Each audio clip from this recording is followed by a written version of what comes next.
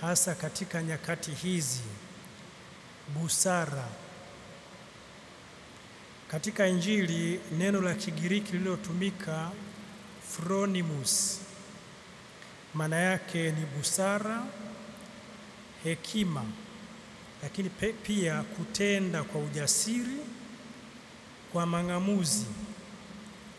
Ndilo neno linalotumika Bwana wetu Yesu Kristo anapotoa mfano wa mfanyakazi asiyekuwa mwaminifu, anayeona hatari ya kufukuzwa kazi. Hata katika ubaya wake huo anatumia busara na hekima ili baadaye aweze kukubalika. Bwana wetu Yesu Kristo anatoa mfano huo baada ya mfano ule wa mwana mpotevu. Wale watoto wawili, mwana mpotevu na yule mtoto aliyekuwa nyumbani. Mwana mpotevu katika mazingira yake anaona umuhimu wa kutubu, lakini yule mtoto aliyebaki nyumbani analalamika kwa kuwa mdogo wake amerejea nyumbani.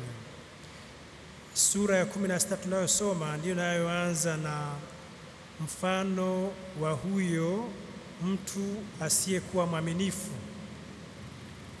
Sisi tulioko kanisani, sisi tulio waamini, wakati mwingine hatuoni fursa za kuwa waaminifu, fursa za kushikamana na Bwana wetu Yesu Kristo.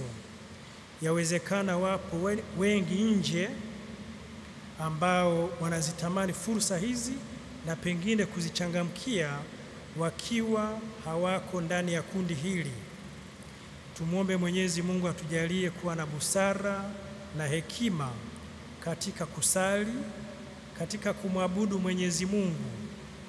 Atujalie mang'amuzi ya kuendelea kumfahamu, kumfuata na kuishi maisha yanayompendeza.